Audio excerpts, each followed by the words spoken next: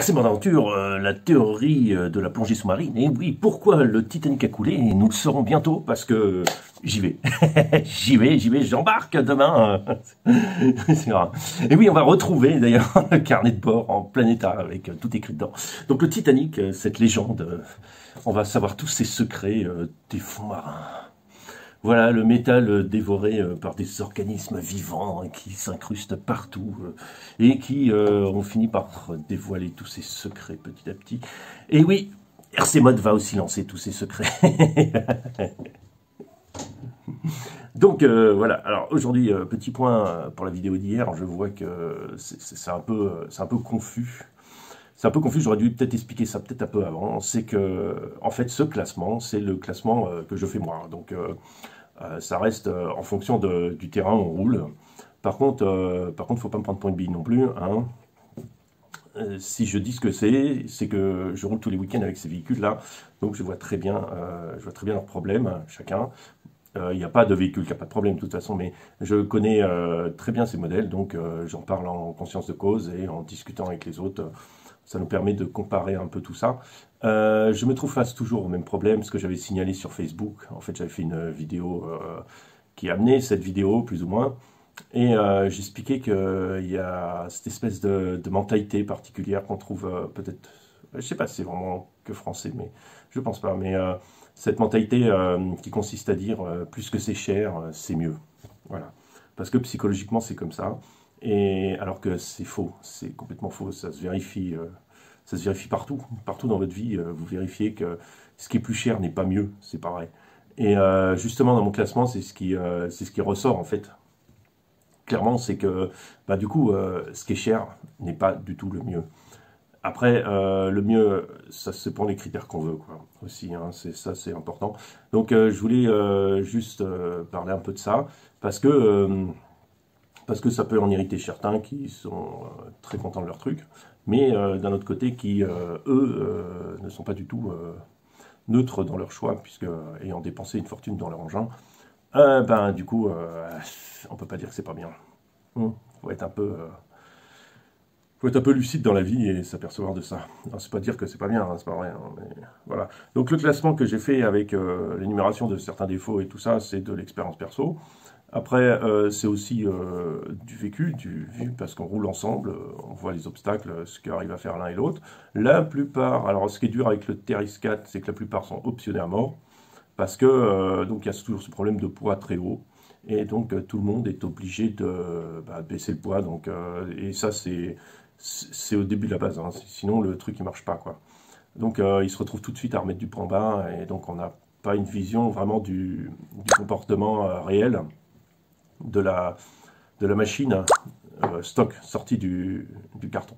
Donc ça c'est un fait. Et que oui forcément on va dire que le TRX4 peut être bien meilleur avec ces options là, il n'y a aucun souci. Le truc c'est que faut se réveiller, c'est que le prix du bordel plus les options qui vont avec, je veux dire honnêtement, moi je ne m'orienterai pas là-dessus, quoi. C'est clair, parce que déjà il coûte, je sais plus, 700 € je crois, 700 ou quelque chose comme ça, euros, et sorti de boîte, ça fonctionne pas bien, quoi. On est obligé de remettre derrière une centaine d'euros comment on appelle ça, d'options, parce que on s'en sort pas, quoi.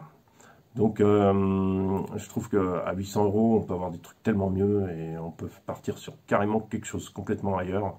Et, mais bon, ça c'est chacun voit midi à sa porte. Et surtout, on peut construire ce qui nous plaît, quoi. C'est pas acheter le truc plus complet, c'est surtout partir sur un modèle plus basique et le faire évoluer selon ce qu'on veut. Et ça, c'est vraiment du modélisme. C'est vraiment ce qui est intéressant dans le modèle réduit, c'est de construire à sa guise. Ce que j'ai fait sur tous mes véhicules, le barrage, je l'ai tellement modifié que maintenant il a une performance exceptionnelle. Pourtant c'est un petit véhicule qui n'est pas très apprécié pour beaucoup parce qu'il prend ça un peu pour un jouet. Bon, c'est vrai que la carrosserie elle fait un peu un Lego, mais bon, ça reste que c'est un super engin, quoi. Franchement, c'est un super engin, vraiment pas cher, quoi. Et pour 3 fois rien, on arrive à en faire quelque chose de génial. Après, voilà, soyez un peu, ouvrez vos yeux, regardez un peu ce qu'il y a autour de vous, vous focalisez pas sur quelque chose de trop précis. Voilà, ça c'est déjà une chose. Et puis après, ce que je veux essayer de vous montrer, c'est quand je vous explique l'évolution du véhicule. Alors c'est une notion qui n'est pas très pratique, qui n'est pas très claire, mais ça veut dire en fait quel est le potentiel si on investit un peu dedans. Alors bien sûr, je ne parle pas d'évolution hyper chère comme racheter un châssis JSC, ou je ne sais plus comment il s'appelle, des châssis de compétition qui rabaissent le centre de gravité en carbone et qui coûtent chacun 100, 120 euros. Oui, ça, bien sûr, n'importe quel véhicule, si vous gardez que les ponts, même pas la transmission, oui, forcément, vous arriverez forcément à quelque chose. Mais je veux dire, quand je parle du potentiel tel qu'il est, avec on va dire, pas trop d'investissement, pas une recréation d'un véhicule carrément, on va être limité sur la plupart des véhicules, sauf vraiment certains, comme le SX2, 10.2, qui est vraiment d'une simplicité et d'une fonctionnalité impressionnante. Et comment il s'appelle, le Elementaire C, là, et Enduro. Et ça, c'est vraiment les deux seuls châssis qui sortent vraiment du lot dans le truc. Et il y a beaucoup de monde qui monte des véhicules de compète sur ces bases-là. Après, après c'est comment on veut dépenser, quoi, et qu'est-ce qu'on veut faire. Voilà, c'était juste pour vous faire un petit complément d'information là-dessus. Sur ce, je vous souhaite un très bon week-end, très bon dimanche. Je fais moins de vidéos, c'est normal, j'ai repris un boulot à plein temps, donc maintenant, j'ai plus le temps de sortir. Donc, vous inquiétez pas, la chaîne continue, même s'il y aura des écarts plus importants entre les vidéos et tout. À très bientôt, et puis n'oubliez pas de liker ou de liker, et puis de mettre des coups de poing dans votre téléphone en disant vraiment, il est trop bête celui-là. Allez, bonne journée à tous, et soyons fous, et crôlons ensemble.